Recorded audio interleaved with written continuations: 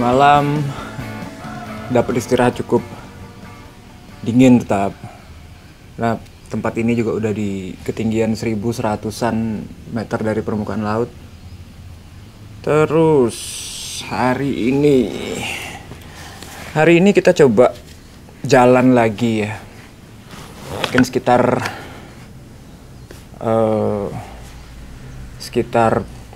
8-9 kilo mungkin. Dari sini dari Garung sampai daerah Kejajar, dan dari Kejajar kita langsung naik ke Dieng, ke dataran tinggi Dieng. Mungkin akan tembus di sekitar daerah Telaga Cebong, Sikunir. Jadi aku ceritanya nggak ngambil jalan yang biasanya diambil kalau misal kita pakai mobil ke sini. Aku coba lewat desa-desa ya, dari desa Kejajar naik ke atas sampai ke Telaga Cebong, dan setelah itu kita bakal nge-camp di daerah sana. Siap-siap dulu, pemanasan dulu sebentar. Matahari cukup terik hari ini, jadi pasti panas. Tapi pemandangan cukup cerah ya. Mudah-mudahan gunung di sebelah kiri dan kananku ini nggak ketutup awan hari ini. Jadi, yuk jalan gitu.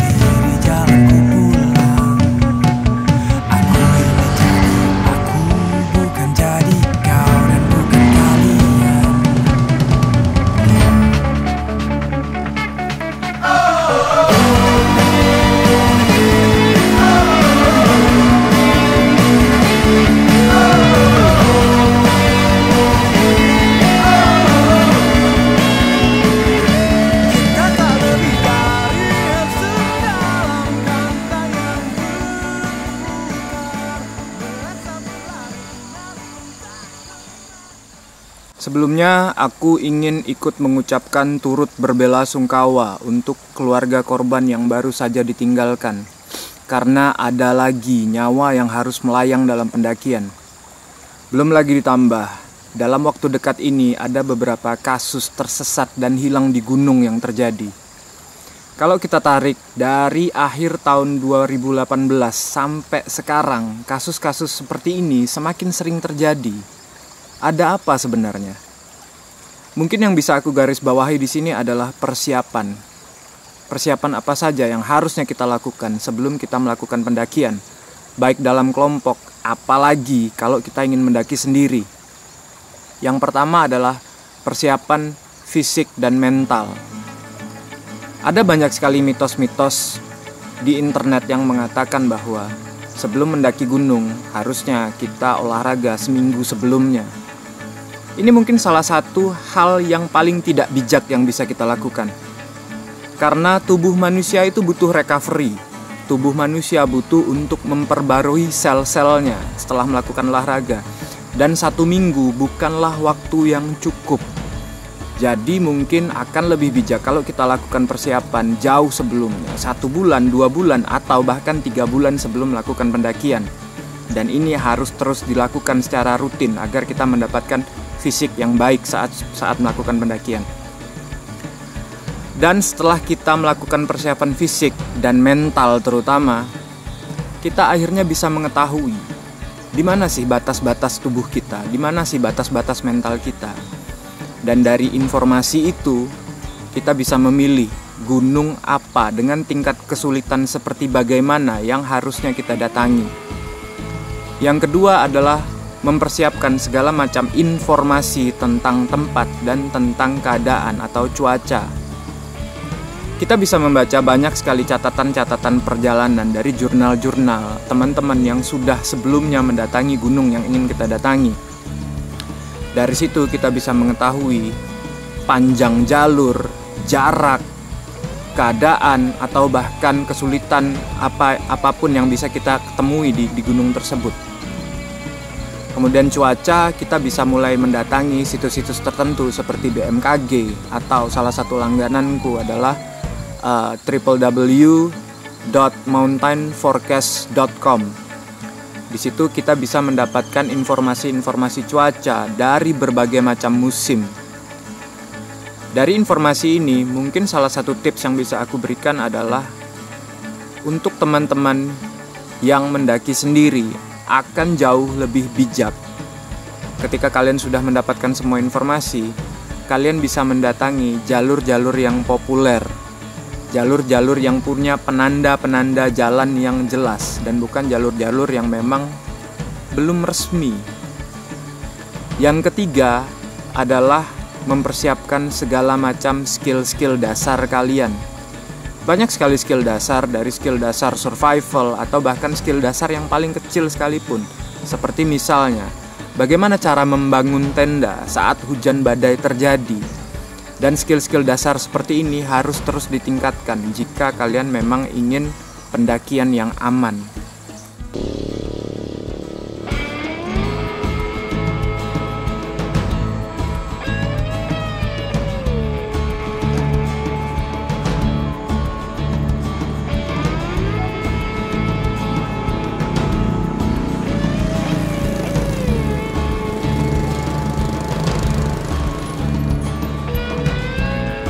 Dan kemudian ada persiapan peralatan. Peralatan mungkin bukan segala-galanya, tapi ada banyak sekali peralatan yang akan menjadi life support kalian ketika kalian melakukan pendakian. Misal seperti sleeping bag, tenda, atau pakaian-pakaian yang benar untuk dikenakan saat melakukan pendakian. Ada banyak sekali kasus yang terjadi karena tidak menggunakan SB atau sleeping bag yang benar, tidak menggunakan tenda yang baik, atau tidak mengenakan pakaian yang tepat. Akan terjadi kasus-kasus seperti hipotermia dan lain-lain. Di sini yang terpenting adalah membawa peralatan dengan seefektif mungkin dan tidak membawa hal-hal yang sebenarnya tidak dibutuhkan saat mendaki. Kemudian yang kelima ada manajemen resiko. Ini yang aku lakukan. Aku selalu akan mencatat hal-hal buruk apa, skenario-skenario terburuk seperti apa yang mungkin aku temui saat aku mendaki. Dan pada akhirnya ini bukan untuk menakut-nakuti diri, tapi ini untuk aku memikirkan ulang. Ketika terjadi suatu hal buruk, solusi apa yang harus aku lakukan ketika misalnya hal buruk ini terjadi. Dan yang terakhir, keenam, adalah menyusun plan sedetail mungkin. Dari kapan waktu berangkat, kapan waktu harus memulai pendakian, di mana harus camp, kapan harus berhenti, kapan harus ke puncak. Dan ketika semua ini sudah tercatat dengan detail, aku yakin kalian akan lebih mudah untuk melakukan pendakian. Dan pada akhirnya, mudah-mudahan apapun yang aku bicarakan sekarang bisa berguna untuk kalian semua. Jadi, yuk jalan.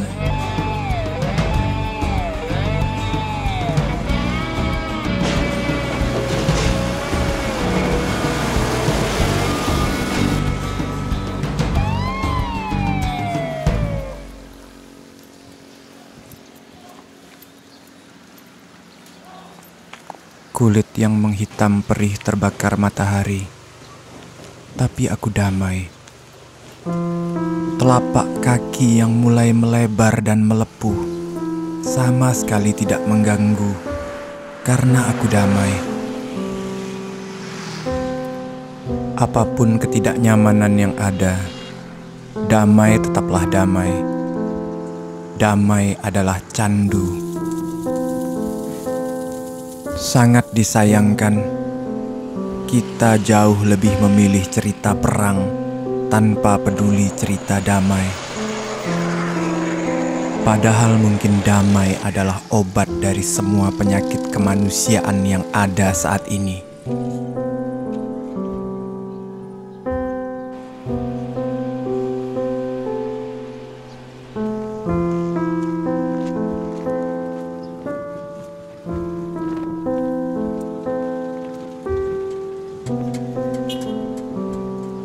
Di sini, aku masih benar-benar bisa memaknai apa arti kemerdekaan. Dengan melihat anak-anak kecil yang masih bebas berlarian tanpa terkekang gadget, tanpa peduli istilah modern ataupun kekinian.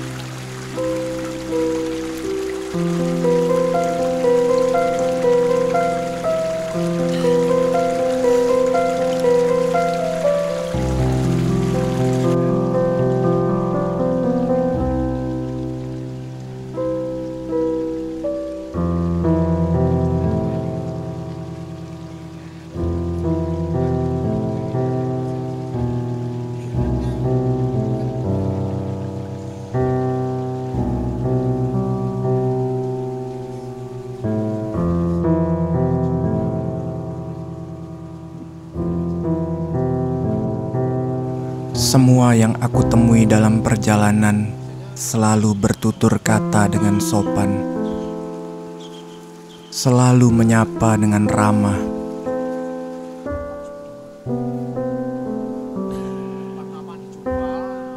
Tidak seperti kita yang sering mengumbar negativitas di halaman sosial media dan menerimanya sebagai realitas. Tidak seperti kita yang menganggap saling serang adalah suatu kewajaran, lalu kembali menerimanya sebagai realitas. Di sini semua bisa bebas saling menyapa, tidak seperti di perkotaan di mana semua berjalan mengangkat dagu merasa paling eksklusif. Permisi Bu, ke Sikunir Bu. Iya Bu. Mari Bu ya. Sendirian? Sendirian Bu. Waduh. Mari Bu. Iya ya. Hati-hati ya. Ya Bu. Jika kita sudah benar-benar menganggap bahwa bersifat negatif adalah realitas kehidupan saat ini, jika kita tidak lagi memperdulikan apapun yang alami dan menganggap kepalsuan sebagai realitas, jangan-jangan ada yang salah dengan kita.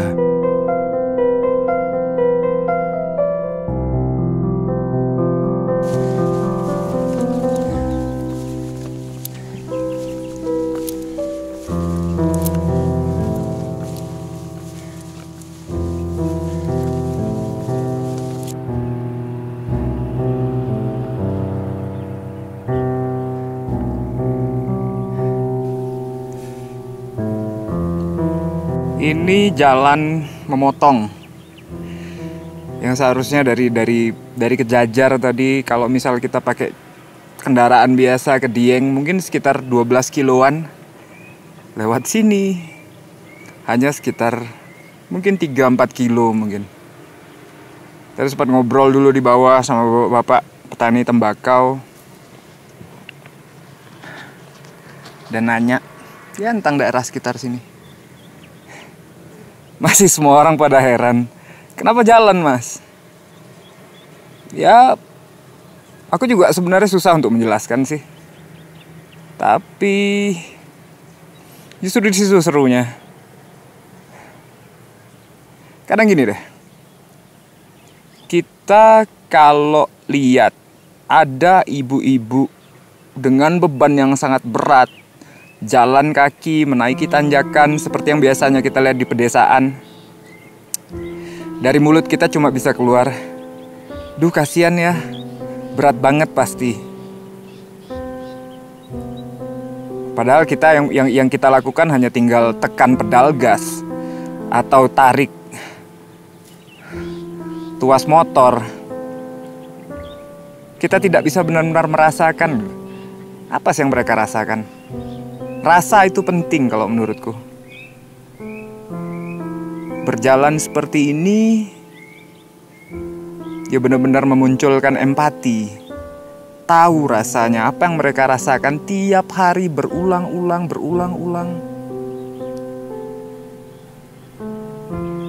Sejujurnya kalau aku pikir-pikir, ya mereka ini yang kuat dan kita ini yang lemah. Kita sudah terbiasa menyerah kepada sesuatu yang instan, sesuatu yang gampang, semua harus serba gampang. Ini proses yang aku cari sebenarnya. Proses yang tidak mudah, tapi pada akhirnya akan memunculkan satu kekuatan lebih dari tiap manusia. Karena aku yakin satu hal, ketika seorang manusia digembleng, dihajar, didera, disiksa sama hal-hal yang sulit, ya di situ kekuatan muncul. Kekuatan tidak akan muncul buat kita yang ongkang-ongkang kaki, santai-santai, hidup nyaman. Semoga proses ini bisa jadi pelajaran sih, buat aku, buat siapapun, buat kalian yang mendengarkan. Mungkin tinggal 1 kilo lagi kita udah sampai ke Sembungan ya. Istirahat sebentar, habis itu yuk jalan.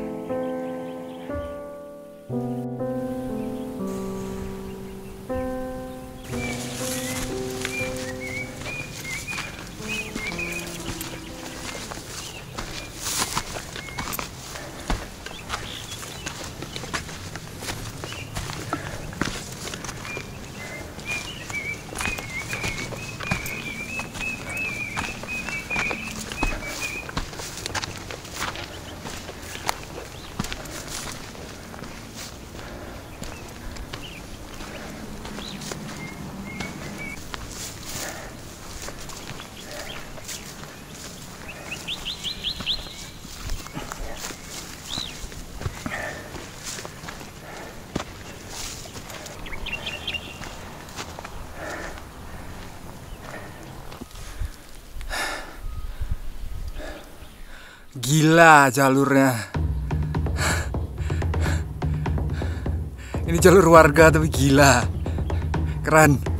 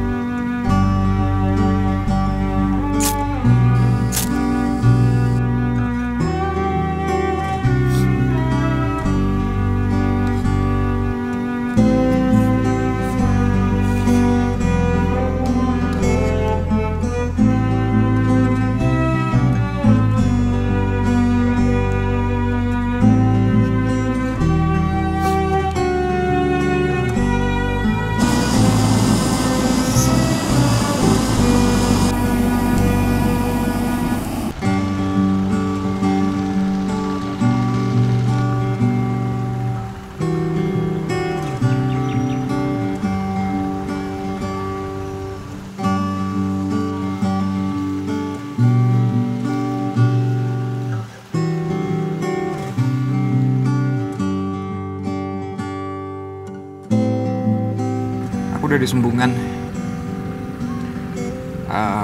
ngecamp pas di pinggir Telaga Cebong, yang biasanya cakep banget sebenarnya. Cuma karena ini kemarau, airnya menyusut, tapi nggak masalah lah. Masih tetap salah satu tempat favoritku mungkin. Ini sekarang di Sembungan. Sembungan ini adalah desa tertinggi di Pulau Jawa. Ketinggiannya sekitar 2134 kalau nggak salah ya. Di belakangku pas sekarang ini ada Bukit Sikunir, yang menurut beberapa media adalah tempat untuk melihat sunrise terbaik se-Asia Tenggara. Aku udah pernah ke sana sih, tapi nggak lengkap kayaknya kalau besok subuh kita nggak naik lagi buat cari sesuatu lah.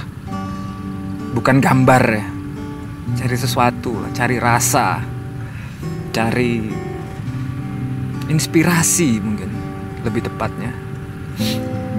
Malam ini aku ditemanin suara yang lumayan kencang ya. Warga nyedot air dari Telaga Cebong, karena memang sekarang lagi kekeringan parah mungkin ya. Untuk menyiram tanaman, untuk kebutuhan sehari-hari. Jadi sampai sekarang nih masih ada suara gemuruh mesin pompa air ya. Malam ini sebenarnya tadi aku pengen jalan ya ke desa Sembungan ya, karena ini agak jauh ya. Ada sekitar mungkin 500 meteran sampai 1 kilo mungkin ke desa Sembungan. Cuma kayaknya aku putuskan untuk beristirahat aja deh, karena trek tadi cukup menguras tenaga kalau aku pikir. Beda ya. Biasanya trek di gunung-gunung dipersiapkan oleh warga di jalur pendakian itu memang untuk mempermudah pendaki. Tapi yang tadi memang diperuntukkan untuk petani, yang bukan mudah yang jadi intinya buat mereka. Yang jadi intinya buat mereka adalah efektif. Jadi itu jalan efektif banget memang. Nanjak terus, cepat sampai. Lumayan nguras tenaga. Aku sampai sekarang aja masih ngerasa cukup keletihan lah. Jadi malam ini aku putuskan untuk tidur setelah seharian ini jalan sekitar, aku lupa berapa kilo ya. Lumayan panjang lah pokoknya. Dari Kejajar itu sampai ke sini aja ada mungkin sekitar 3 sampai 4 kilo mungkin nanjak. Ya, kita tidur dulu. Sampai jumpa di Bukit Sikunir besok pagi. Yuk tidur.